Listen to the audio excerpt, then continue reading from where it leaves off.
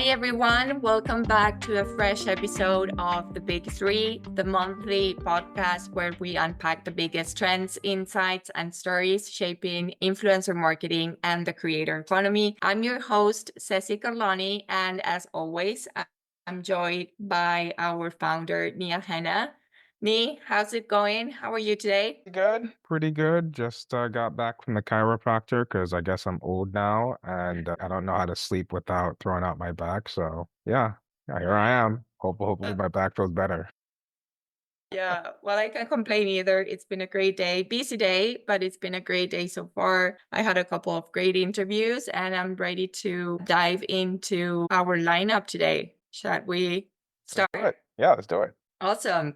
Nia, as I mentioned, we have a great lineup today. We're breaking down 150 million influencer lawsuit in a push to become a full-time creator platform and a major acquisition that's reshaping the influencer tech start. So let's kick things off with the lawsuit. And I'm talking about Yoga, who is facing 150 million class action lawsuit over allegations that it ran deceptive social campaigns featuring influencers who didn't disclose they were being paid. So, according to the lawsuit, Alo Yoga and the influencers allegedly engaged in a coordinated effort to hide their commercial relationships. And by doing so, posts appear as authentic recommendations rather than paid advertisements, potentially violating FTC rules on endorsement disclosures. The suit also claims that these misled customers about product effectiveness and pricing.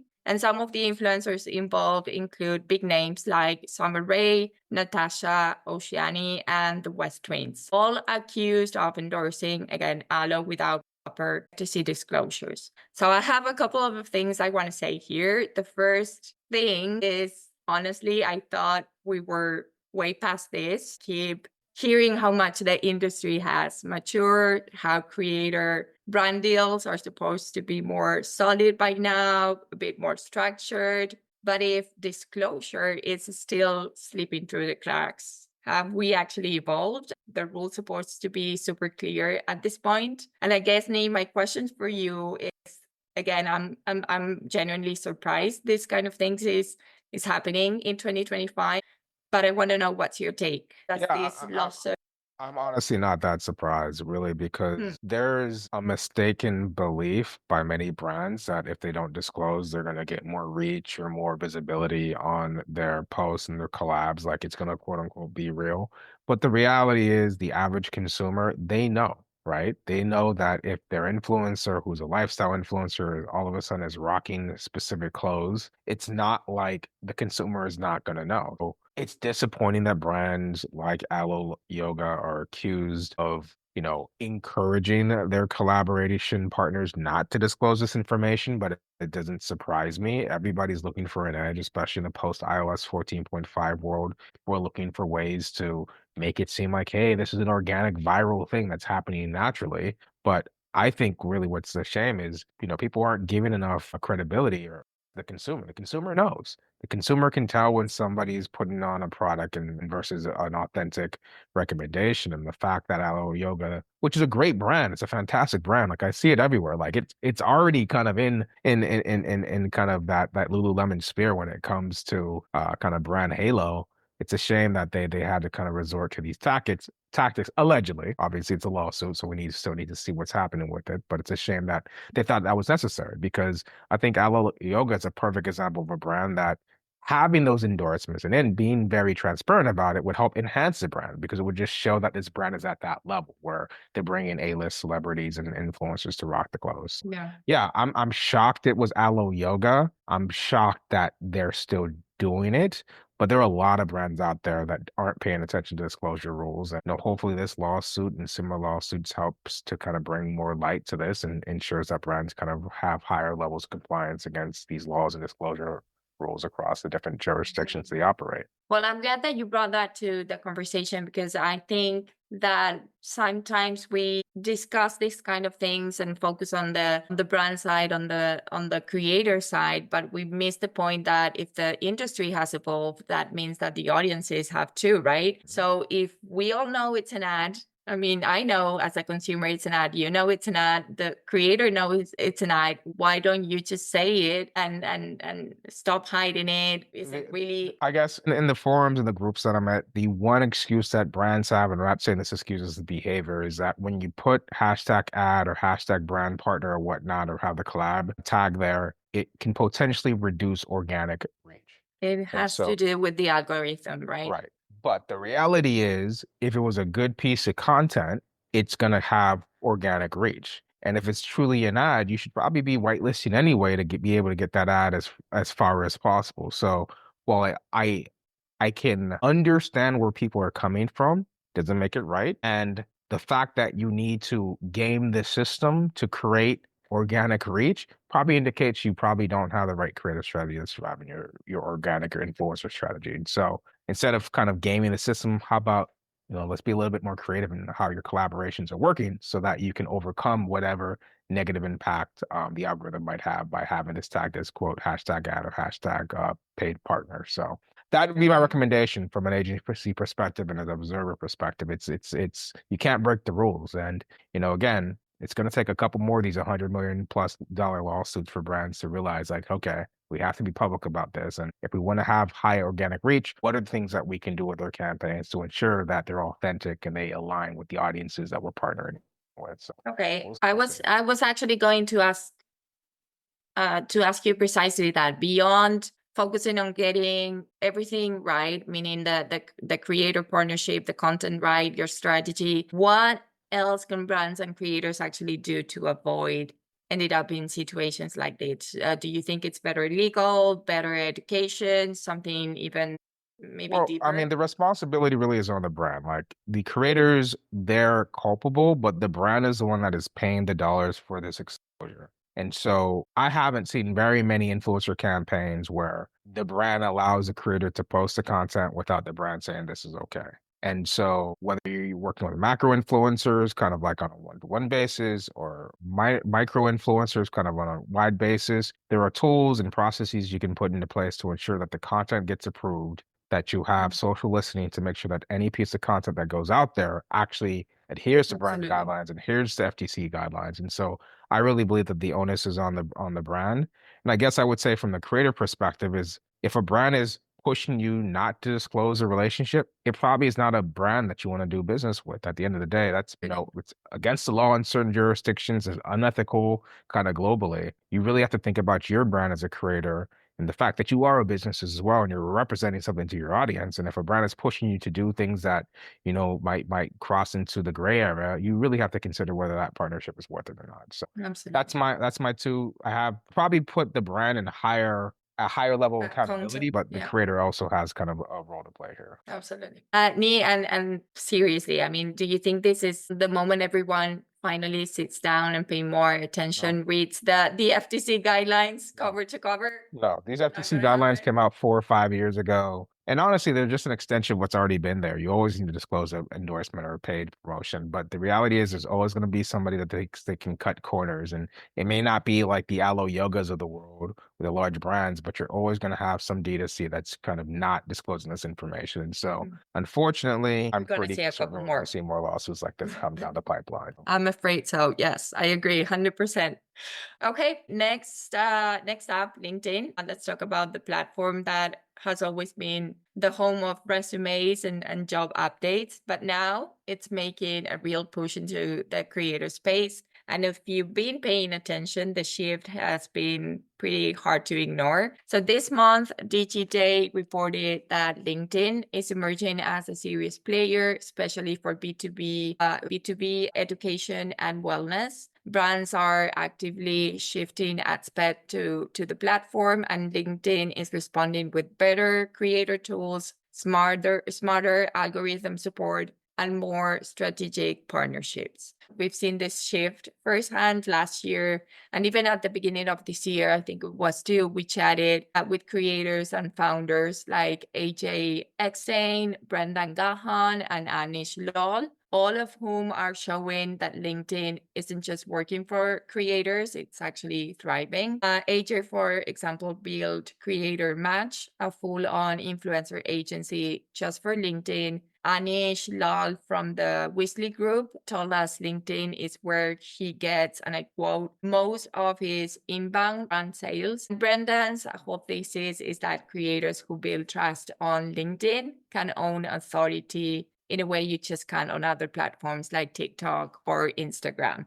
So yeah, the momentum is real, but the question I think is how far can it actually go? Do you think LinkedIn is finally positioning itself as the long-term home for creators? Or is this just a short-term play to ride the creator economy wave? Well, I think LinkedIn understands that for it to be a destination for professionals, it needs to have some sort of way to create content that is going to keep people on the platform beyond just looking at job updates and resume updates and job listings. And so, when I think about this shift, it's really more about LinkedIn prioritizing content that gets people to stay on the platform. So as long as LinkedIn is cares about, time well spent, promoting people with interesting takes, insightful takes about industry, about their profession, about the economy and where they sit in the economy, there will be space for companies looking to get in front of that audience to be able to distribute their products, goods, or services. Now, I think the difference between LinkedIn and other platforms is that I don't think everybody's ready for it. And there's already kind of a backlash around kind of quote unquote cringe LinkedIn posts. And so as we start to have this class of professional creators creating content that's sponsored, it's gonna look and feel a lot different than what it does Yeah. on Instagram or TikTok. And, I think that earlier this year there was a campaign with, I believe it was both Creator Authority and two of the LinkedIn platforms that was pretty good with, was it Notion? Was a pretty interesting campaign where they activated Yeah. by changing people's profile pictures. That was subtle and done well. I think if we have somebody, literally pitching, hey, everybody use Salesforce.com. I love Salesforce.com. You're probably going to get more of a backlash from your audience. And so it's still the early days here. So I'm very curious on how this evolves. But as long as people are consuming content and getting value from the content they're consuming, the audiences are going to be built on the platform. And I can definitely see this being another aspect of the creator economy that continues to develop and not just a short-term blip. So you think it can become a full, like it can actually support full-time creators? Can it scale to a real creator ecosystem? Because I feel like LinkedIn was made for thought leaders, not like content machine. Well, I mean, I think that let's separate full-time creators from ad-backed influencers. I think Okay. to be an ad-backed influencers, meaning that somebody is paying you to promote their product, maybe a handful of folks will be successful in that regard.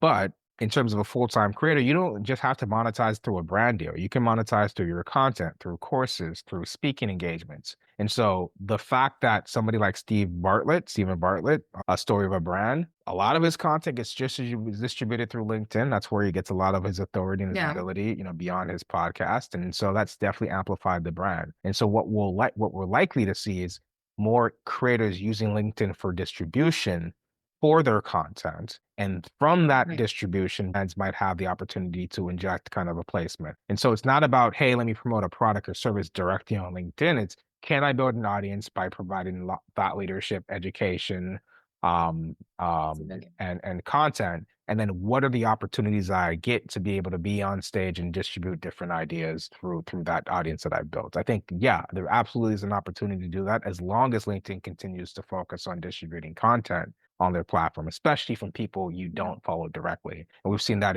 increase significantly over the last 2 to 3 years. Absolutely. Okay, Need, finally, let's talk about an acquisition that made headlines. And I'm talking about Publicis, one of the world's largest advertising and communication holding companies, just bought Captivate, a full stack platform for influencer campaigns, which connects brands with creators, offers campaign management, content tracking, and robust ROI analytics. This signals a serious agency bet on creator-led media. It brings Publicis deeper into first party data, performance marketing, and full funnel attribution. The deal also merges Captivate with Influential, which Publicis acquired last year, to form what they are calling the world's most powerful connected influencer platform. And and here's a number that really stood out.